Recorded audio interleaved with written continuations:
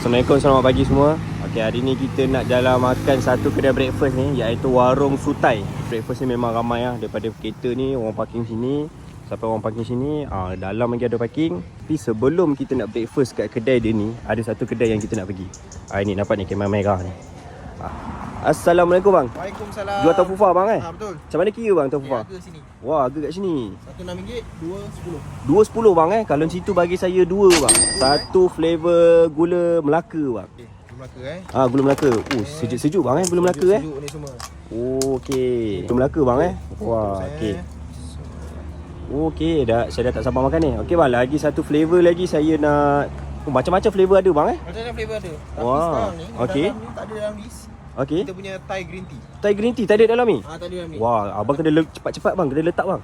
Saya minat green tea, boleh bang? Satu green tea. Kat sini sejuk Sejuk-sejuk abang bawa Sejuk, jangan risau. Ini siapa lambat memang tak dapat lah. Tak dapat dekat Warung Sutai. Betul. Warung breakfast Sutai Okey, ni green tea dia Wah.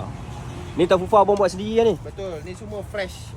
Fresh inilah dia tofu far Gen Z guys dengan ada Thai milk tea nya dengan flavor keladinya dengan jagungnya. Patut kat sini ada jual air soya ke bang Air soya pun ada. Untuk buat tepahan bang Wah, nampak. Okey, dah siap. Okey, saya dah beli tofu far, so saya nak pergi breakfast kat belakang bang. Okay, Terima kasih bang Okey, sama. So ini dia, kita dah beli tofu far dekat Warung Kampung Sutai guys Pagi-pagi minum kopi sambil kita makan tofu far. Far yang kita try ni tadi, tofu far gula Melaka. Bismillah.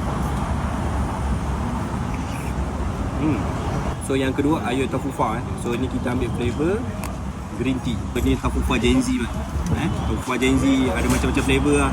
Thai milk tea lah, keladi, strawberry. Ini kita ambil dia punya green tea sebab saya favourite.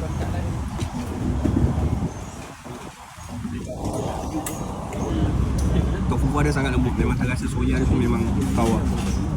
Bismillah.